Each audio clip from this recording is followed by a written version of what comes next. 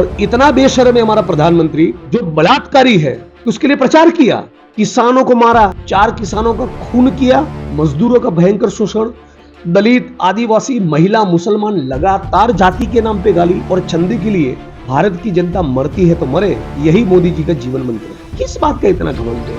तुम राजा नहीं हो, प्रधानमंत्री हो। ನಮಸ್ತೆ ವೀಕ್ಷಕರೇ, ಇವತ್ತು ನಮ್ಮ ಜೊತೆ ಇದ್ದಾರೆ ಗುಜರಾತಿನ ಖ್ಯಾತ ಶಾಸಕರು ಹಾಗೂ ಈ ದೇಶ ಕಂಡಂತಹ ದಲಿತ ನಾಯಕರು, ಯುವ ನಾಯಕರು ಆದಂತಹ ಜಿಗ್ನೇಶ್ ಮೇವಾನಿ ಅವರು. ಇವರು ಕರ್ನಾಟಕದ ಪ್ರವಾಸವನ್ನು ಮಾಡ್ತಾ ಇದ್ದಾರೆ. ಕರ್ನಾಟಕದ ಪ್ರವಾಸನ ಮಾಡ್ತಾ ಮಾಡ್ತಾ ಇವತ್ತು ಗುಲ್ಬರ್ಗಾ ಜಿಲ್ಲೆಗೆ ಬಂದಿದ್ದಾರೆ. ಇಲ್ಲಿಯ ಅಭ್ಯರ್ಥಿ ದೊಡ್ಡ ಮನಿ ಅವರಿಗೆ ಅವರು ಚುನಾವಣಾ ಪ್ರಚಾರ ಮಾಡ್ತಾ ಇದ್ದಾರೆ. ಇಲ್ಲಿಂದ ಅವರು ಬೀದರ್ಗೂ ತರ್ತಾರೆ. ಇದರ ಮಾರ್ಗ ಮಧ್ಯೆ ನಮ್ಮ ಜೊತೆ ಇದ್ದಾರೆ ಇವತ್ತು. ದೇಶದ ರಾಜಕಾರಣ ಮತ್ತು ರಾಜ್ಯದ ರಾಜಕಾರಣ ಯಾವ ರೀತಿ ನಡೀತಾ ಇದೆ ಅಂತ ಅವ್ರ ಜೊತೆ ಮಾತಾಡೋಣ. सर नमस्ते जी। नमस्ते। क्या कर्नाटक के लड़के से आप शादी करेंगे?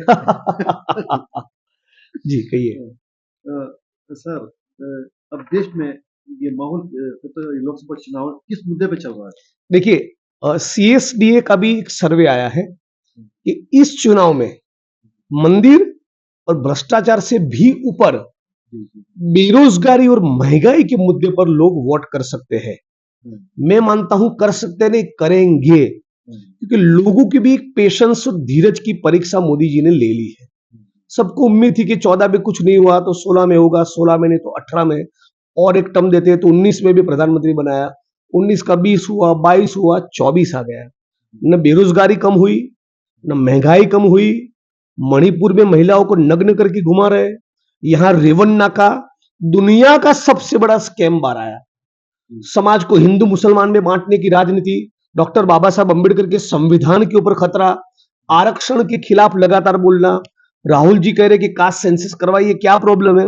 मोदी जी कह रहे किसी कीमत पर नहीं करवाएंगे। तो जनता सब समझ रही है। किसानों को मारा, किसानों के ऊपर गाड़ी फेर कर उनको कुचल दिया उत्तर प्रदेश में, 4 किसानों का खून किया। भाजपा के मंत्री के बेटे ने, दुनिया में कभी ऐसा सुना है कि प्रोटेस्ट करने वाले किसानों के ऊपर सत्ताधारी पार्टी के मंत्री का बेटा गाड़ी चला दे, 4 किसानों का खून कर दे, और पूरा गोदी मीडिया खामोश है।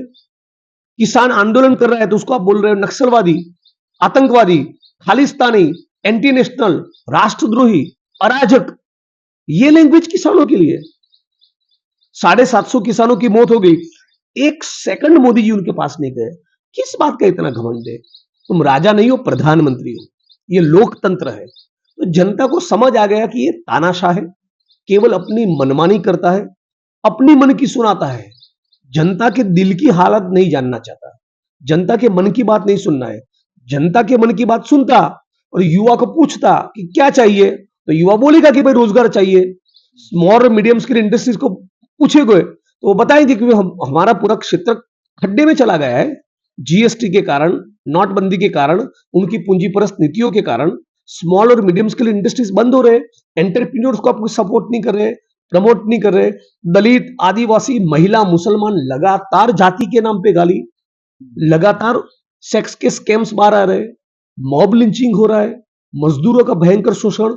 मनरेगा में से बजट 2 लाख करोड़ करना था, 40,000 करोड़ का पैसा कम कर दिया। तो सारा उनका जो कबाड़ा है पूरे देश के सामने खुल चुका है। तो मैं मानता हूं इस बार ये लोग सरकार फॉर्म नहीं करेंगे, इंडिया अलायंस की सरकार बनेगी। और राहुल जी, कांग्रेस पार्टी और इंडिया अलायंस का एक जो पॉजिटिव मैनिफेस्टो है, 5 साल के भीतर सबको 30 लाख रोजगार, पूरे भारत में उसका बहुत बढ़िया मैसेज गया है।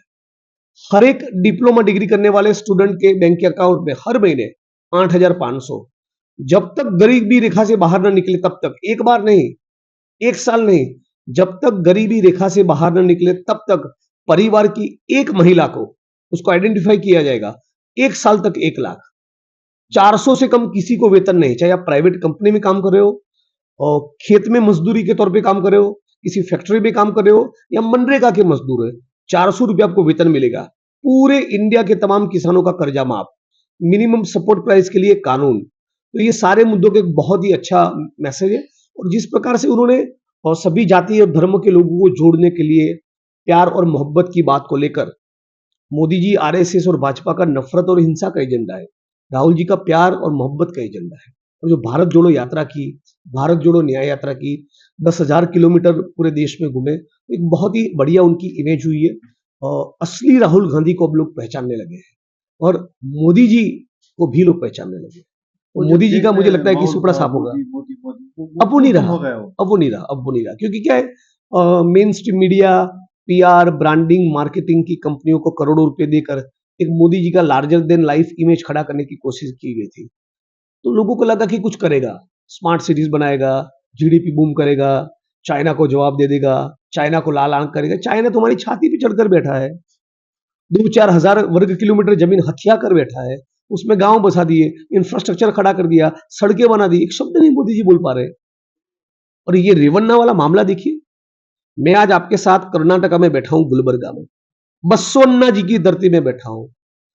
जिस दिन बसवन्ना जी की डेथ हुई, उस दिन से लेके आज तक बसवन्ना जी की लेगेसी का सबसे बड़ा अपमान किसी ने किया है तो आरएसएस, भाजपा, नरेंद्र मोदी और रेवन्ना ने किया है। रेवन्ना की ये 3,000 सेक्स टेप आरएसएस को, भाजपा को, जेपी नड्डा को, अमित शाह को, मोदी को पता था। वो पता होने के बावजूद उसको टिकट दिया और इतना बेशर्म है हमारा प्रधानमंत्री कि उसके लिए प्रचार किया। जो बलात्कारी है, जिसका 3,000 सेक्स टेप बाहर आ रहा है, जिसने 16 साल की बच्ची से लेके अपनी दादी की उम्र की महिला, 65 साल की अपनी मां या दादी की उम्र की महिला के ऊपर भी बलात्कार किया, 65 साल की महिला को नहीं छोड़ा। इससे ज्यादा तो इस कर्नाटका की धरती का, बसवन्ना जी की संस्कृति का क्या अपमान हो सकता है। फिर भी भाजपा वाले बोलते हैं मोदी को क्यों खींचते हैं इसमें।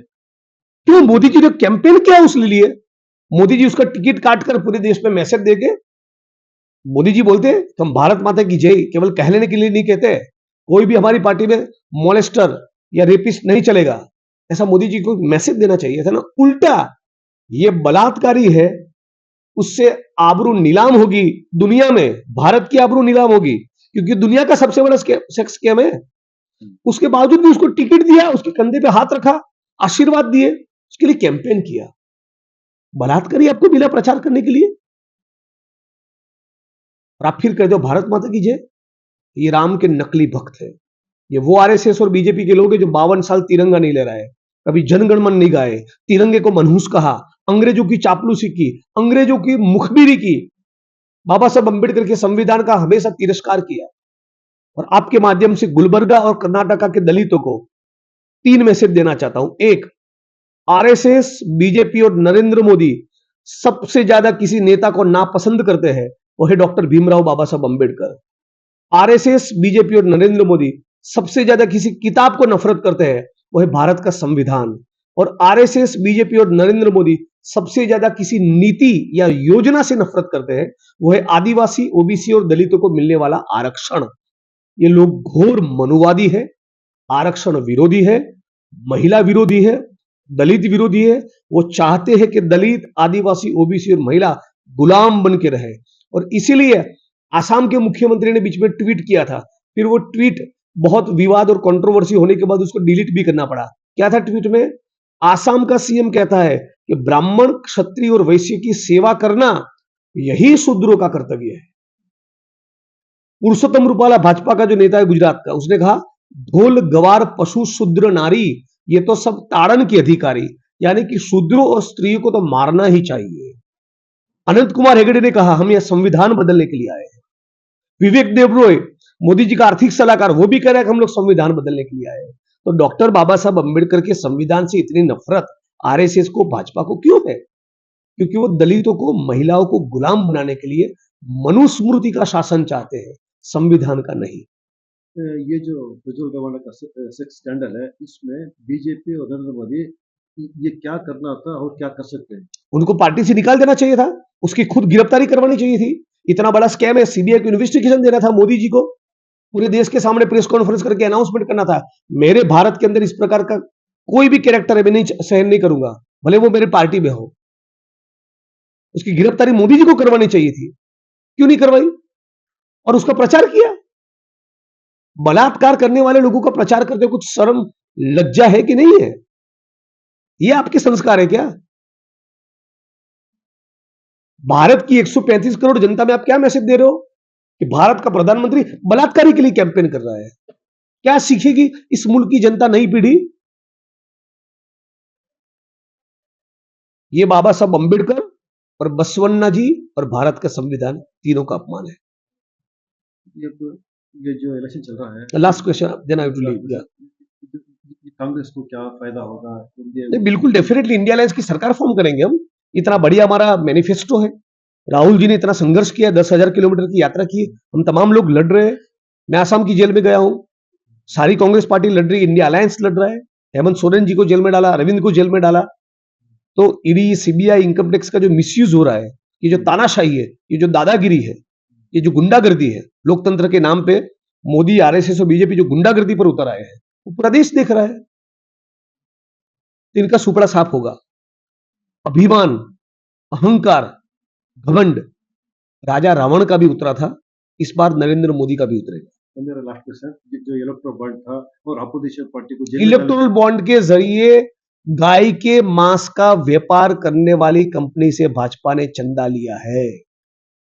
गुजरात में, महाराष्ट्र में, राजस्थान में, मध्य प्रदेश में, यूपी, बिहार में जाकर गाय के नाम पर ये लोग राजनीति करते हैं। इतने बड़े गद्दार हैं कि खुद दारू बनाने वाली कंपनी से चंदा लिया।